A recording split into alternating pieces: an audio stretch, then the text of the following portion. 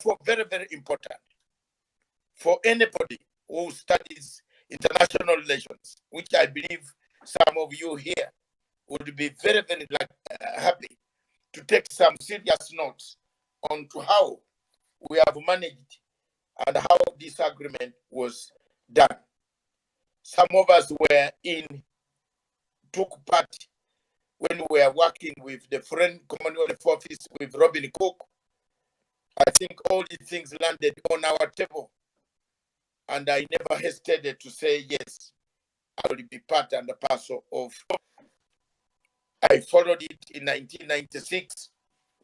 I followed it in 1997 when I was even doing my master's degree in conflict resolution in London, Guildhall University, where I was together with Madame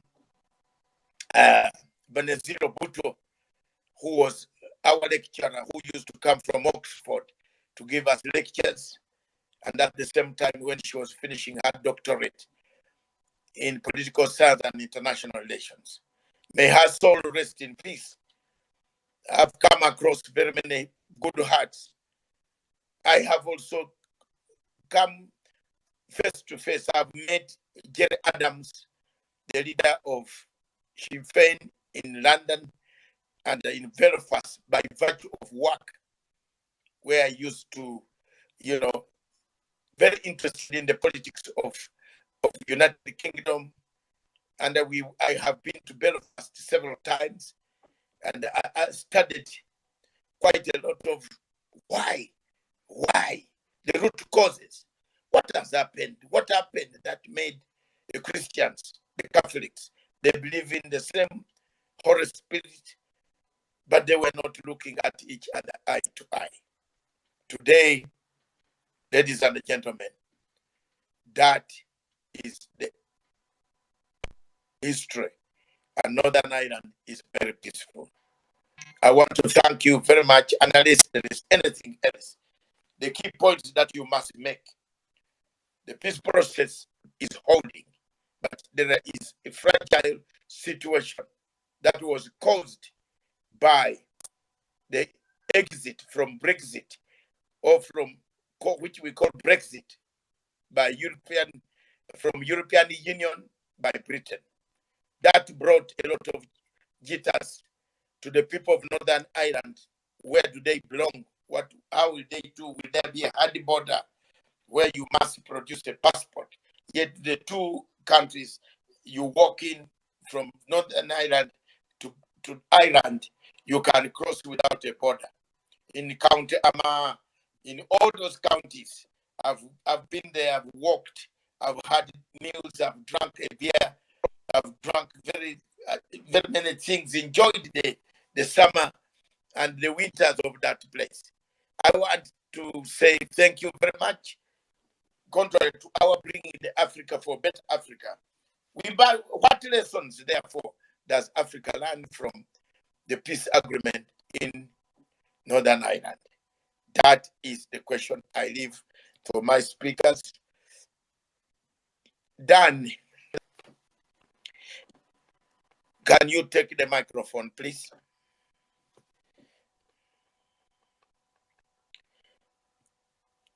Dan, if you are ready to speak.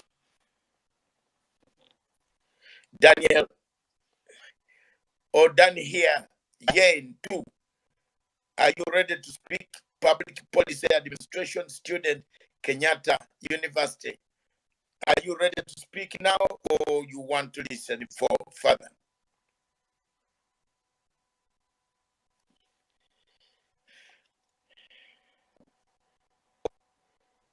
Miriam, can you come up and then give us a few comments?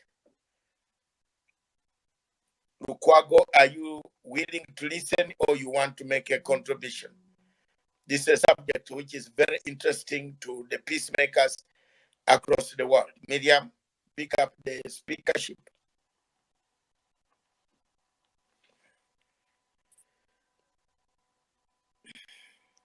I've sent it to you. So Dan, you are not hearing us?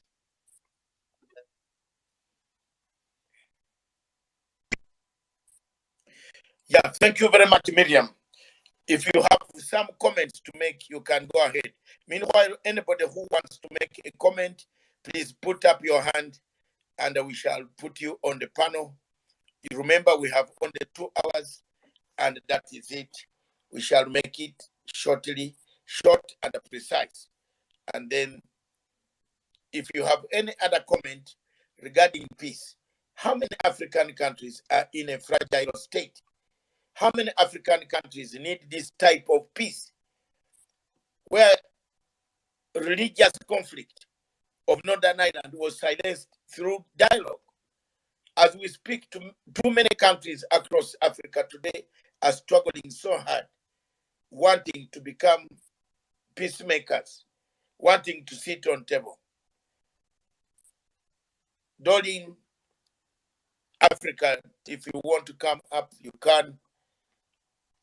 You can come up and make your comments, or you want to listen, it's up to you. You can put up your hand. So I put it open mic. Miriam, are you able to connect yourself?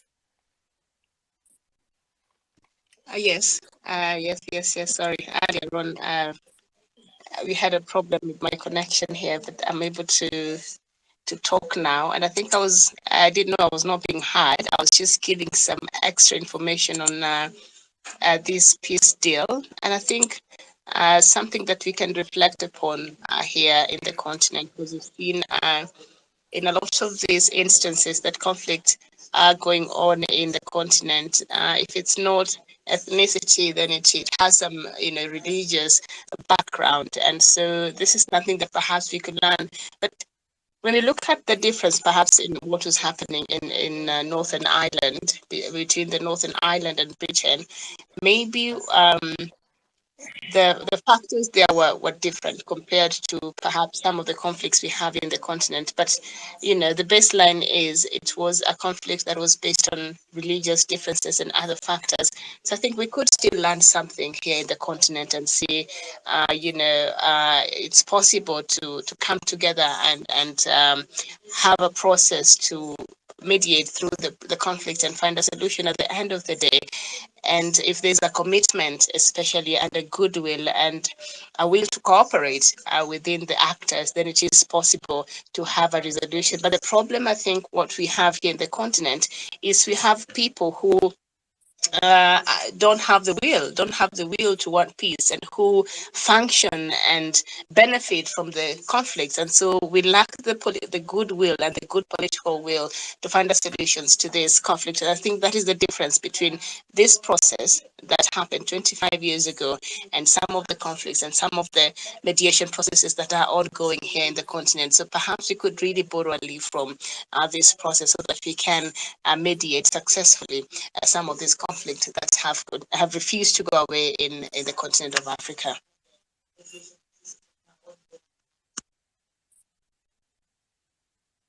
Okay, Miriam, thank you very much. So in your analysis, Africa does not have the courage. Africa does not have some African countries don't have the courage to sit down and iron out something like this. And we have a conflict in DRC Congo that has been running for years and still continue to run for years. How long will it take for DRC Congo to have a resolution of the conflict without a fight? So some of these African countries are still battling to have peace. We have peace in Chad, for example. Peace in Chad cannot be got. The people are going to Qatar to seek. And Miriam, you remember I was telling you about Qatar. Qatar now, the rebels went to Qatar and apologized for having killed their president. Did you hear that? The rebels went and said, we killed him, and forgive us. And the African Union did not make any point, any political statement regarding the killing of the president of Chad. But I was shocked last week to hear that the rebels in Qatar went and agreed that they killed the president. They agreed they killed Idris Deby. And they are now on table seated, having killed the president. A sitting president was killed. So when will Africa reach a stage when we can sit down, talk about events, people have died, what type, where will it come to? What sense? What direction? Now the example of Northern Ireland is the peace process holding. Is it fragile? Yes, it has held since for 25 years. It has been having a few difficulties up and down. There's been a democratic elections within the national developed state of what do we call Quangos in the United Kingdom. The Quango of Scotland, Northern Ireland, Wales. Those are called Quangos, states that are governed in some autonomous type of states that are governed with power from some other place or what that share our power. So Northern Ireland also has been put under a developed system where it is regarded as most of the powers come from within Northern Ireland, but there is power control of foreign policy from the United Kingdom in Westminster.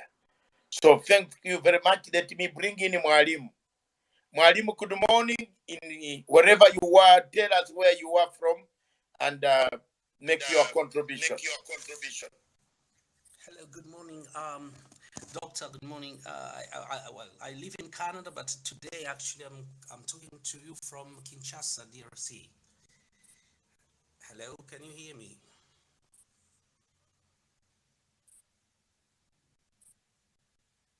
Hello, hello. Yes, we can hear you. Go ahead. Go ahead. We can hear you, but be a bit louder. Ah, okay. All right. Very good. Well, Doctor, you did it again. You always come up with these subjects that go straight to the heart. Northern Ireland. This is a subject that we all should look at and reflect by looking at their history and look at ours. You see, when we are out there, people will try to tell us that Africa is we are not organized, or we are primitives and so. However, the Northern Ireland situation shows us that the problem of conflict, it's not economical, it's not racial, it's an anthropological problem. I'm sorry, I'm receiving a phone call. Human beings, we tend to separate ourselves. We tend to find ourselves and group ourselves in a certain way that the other is always the problem. We try to find differences between us instead of seeing what actually unites us. And this is so clear because if you ask me, I'll tell you what the problem there is. It religion? Is it race? Is it also maybe governance? Because some people use religion to justify the fact that they don't want to.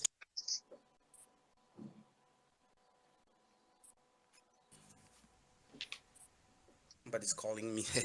Okay, so when we come to see this situation, now we realize that human beings, we have a problem that goes beyond the realities that we live every day.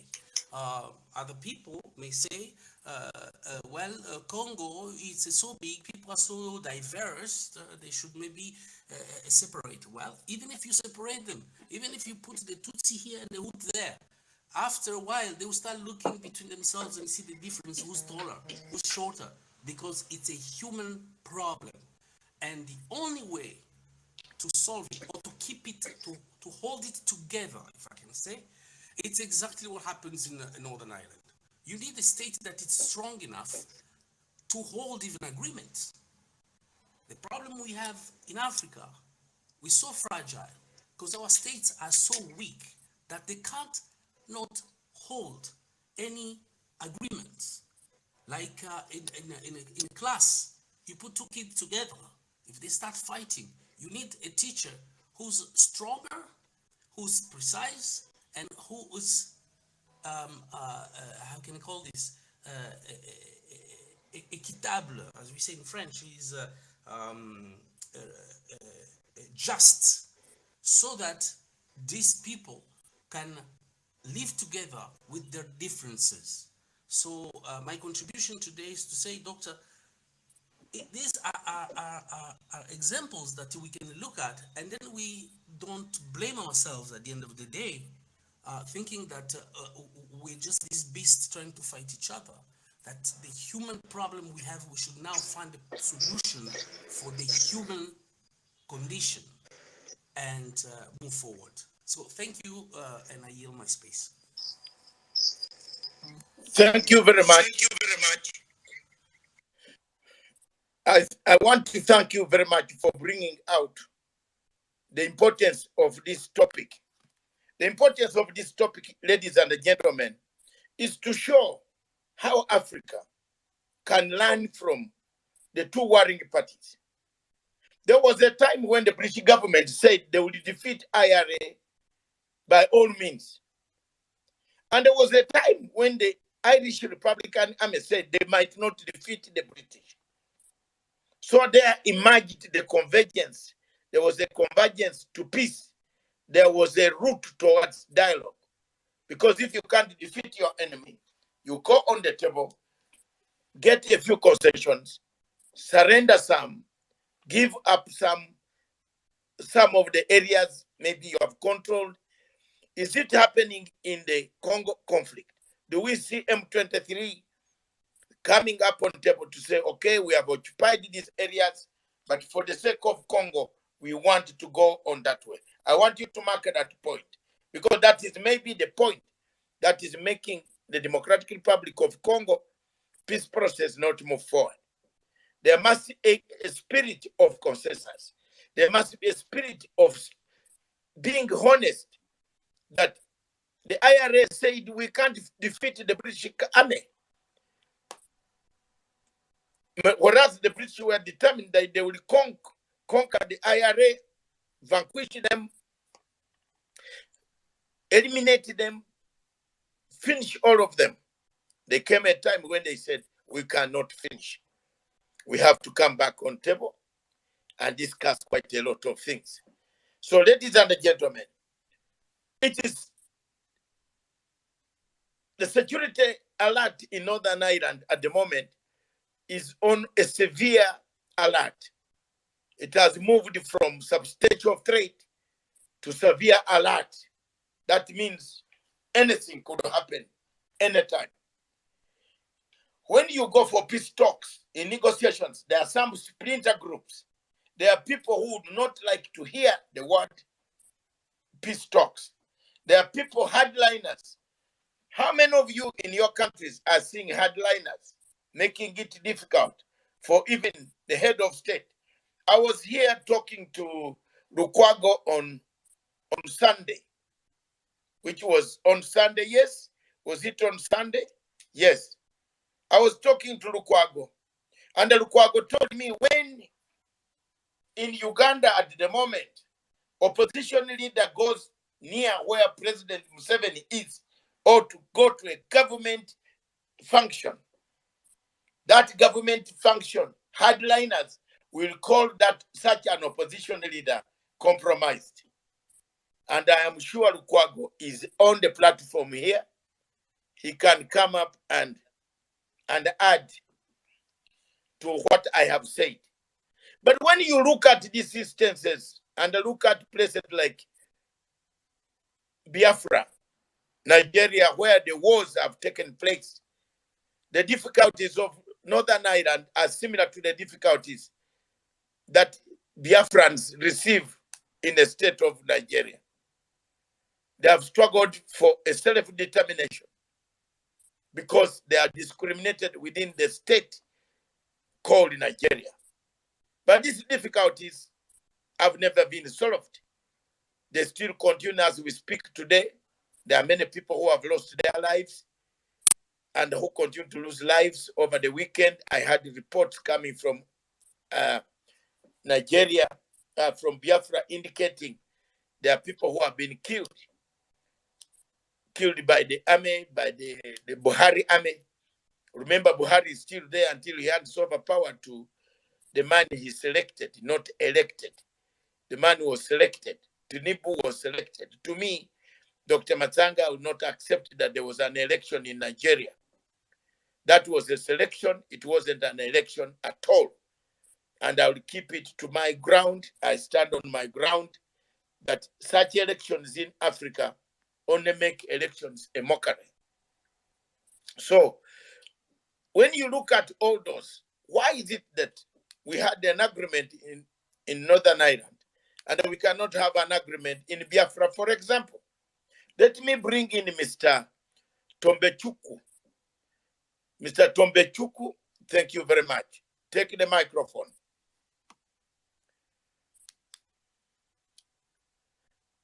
Mr. Tombechukwu, are you hearing me? Okay, Mr. Lukwago. Mr. Lukwago, take the microphone, please.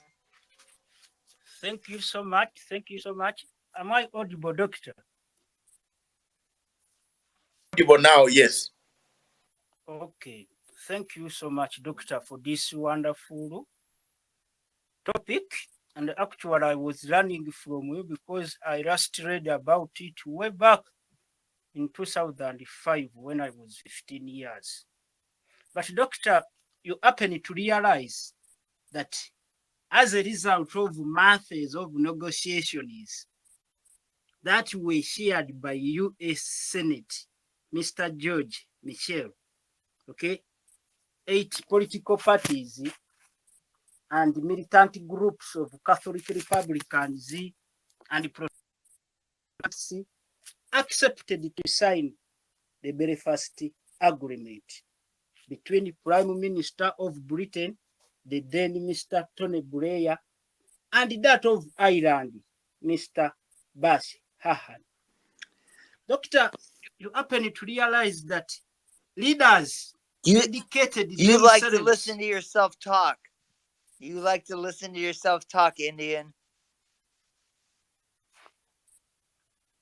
Am I audible? You like to listen to yourself talk, you fucking Indian.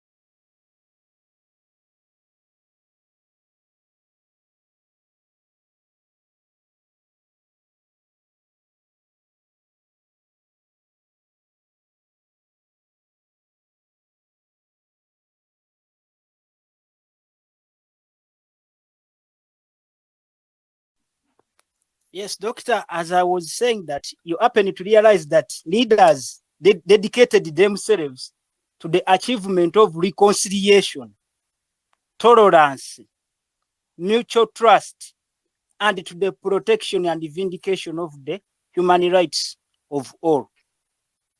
So, Doctor, I got to realize that US also had to intervene, okay? In Africa, the error going on is perpetrated by those global powers. That's why I told you that for any genuine solution in DRC, it must come from them. Why is it that they had to resolve the issue of Northern Ireland? Eh? Instead for them, what they are doing, they identify some greedy Africans whom they deal with to create mayhem, for as long as it interests. That's why in Uganda, a Truth and Reconciliation Commission is nowhere to be seen, simply because the leader is in the same bed with the power brokers. So the another lesson I learned from Northern Ireland is commitment, dedication. The dedication. Once Western powers actually are feeling ashamed of what is characterizing them, as if Northern Ireland was like Africa. Okay, it was all about Catholic, the Catholic Republicans and the Protestant Unionists. So, Doctor, we Africans, we need Pan-Africanists. Okay? We need Pan-Africans who don't receive dictates from those global powers. But, Doctor, my worry, when I read about that agreement, it said little about border arrangements between Northern Ireland and the Republicans. Okay? So you happen to realize that ever since Britain and Northern Ireland withdrew from the European Union, there has been the problem of enforcing European Union and UK customs rules between the neighboring states. So any return of a hard border may be seen as a violation of the Belfast Agreement. Thank you so much, Doctor, for the opportunity to speak. Oh, this is brilliant, student Lukwago. At 15, you had already known about Northern Ireland. That's excellent. And here I'm preaching about it. At that 2005, I'd already finished sealing the Northern Ireland research, and I presented my paper. I passed on the conflict resolution. So one of the things that you have mentioned, a hard border, any hard border issue where the Northern Ireland cannot go to Irish Republic, that can cause a fragility of the peace agreement. The other problem that we see coming back is a dissident Republican within the IRA. There are some people who are totally opposed. They never liked to do this. It is like in South Africa, there was a group that was a hardliner, Miriam, that wanted Mandela to take over all the farms as soon as he comes out of the prison. That group was led by the late Chris Hani, the South African Communist Party. They wanted to take over all those farms. They never had any massive negotiation with apartheid regime. But Mandela was very clever, and he said, if we do that, we might collapse. In fact, what helps South Africa today is the institutions that were built by apartheid. Institutions like the infrastructure, the roads, the schools, the airports, one of them disturbing them, and Africa, Dillion, Africa is here, will tell you, one of them disturbing them is the electricity, the power. They did not know that the population will grow and they need that power. People should have thought about it, that Africa was very secure with nuclear power. They can also use nuclear energy to produce power. I don't know why they have been restricted, and they went to this rubbish group that stops people from forming their own nuclear power. You can't stay in the group when the others are using the power and you have no power. So one of the problems that South Africa faces are those obstacles. But Mandela was very right that the radical groups, if allowed, could have come out with revenge tactics to kill all the people who were in apartheid system. So that did not happen. But in Northern Ireland, we seem to have other groups that have fermented out of, or they have separated out of the agreement and they don't recognize the agreement. They seem to have their threats, serious intelligence threats, information coming out is that anytime they could also go back to war and start fighting. So, ladies and gentlemen, Annalise, Mwalimu, do you want to say something before I close? And Miriam, please prepare we don't have much to say. We wanted just to look at what can it do to help Africa? Can Africa take a lesson, a leaf from this Northern Ireland Peace Agreement, which is started? And I refer you to discussing and talking about the island as much as about the peace process. Those students who are studying conflict resolution, it is one of the landmark agreements, the Good Friday Four-Month Agreement, which was signed in 1998. Yes, Mwalimu. Mwalimu, you can make your parting shots.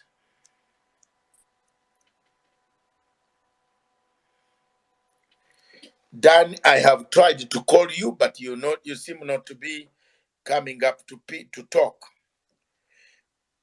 Dan, you have any questions that you want to ask, or anybody who has a question here to ask about Northern Ireland? I'm ready to take the questions. Dan?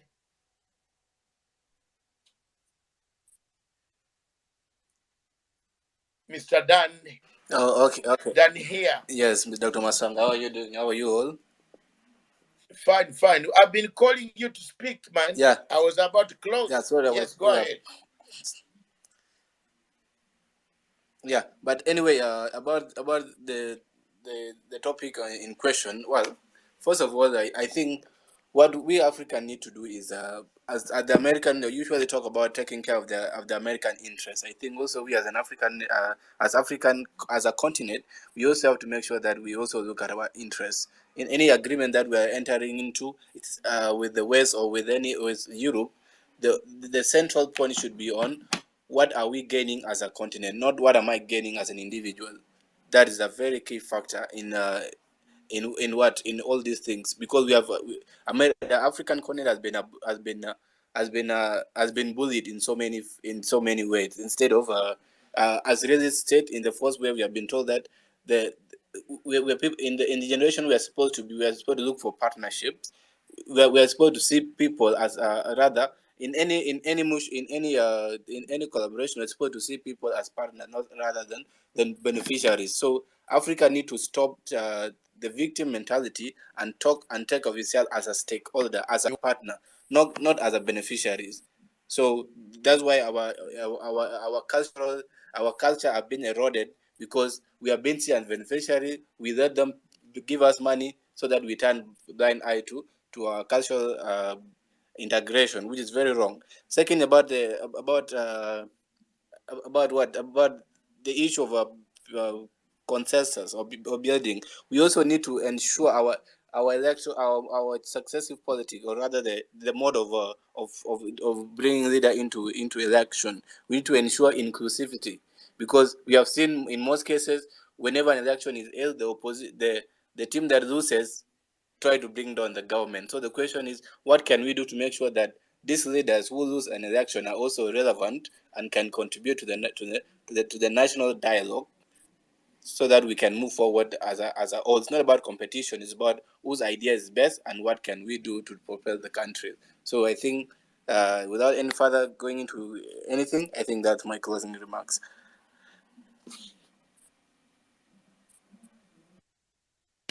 Thank you very much, Daniel, in Kenya, Nairobi. Thank you very much. You have made a very serious point that there must be commitment. That's what we have been talking. We must, you can't just say peace talks when you are not even sincere about the peace talks. Some of these peace talks collapse. They waste money. We are wasting money on Congo, DRC, when people are not even united. They don't see eye to eye. They are not telling you the truth. You see? They are not telling you the truth. If you can see a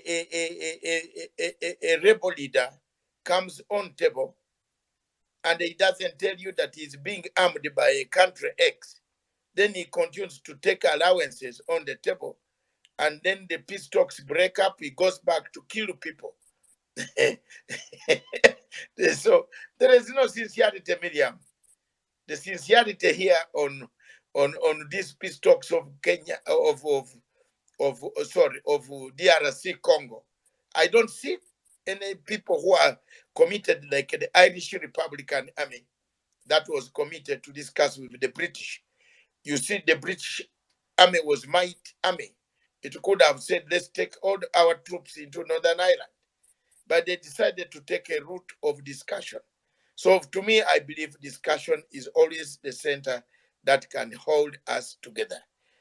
Peace can only be achieved if we are honest. So if there is a splinter IRA group that wants to bring chaos, fragile situation to the Friday peace agreement, we call upon you people to return to table, to return to discussion, find out areas that you have not been able, so that you live a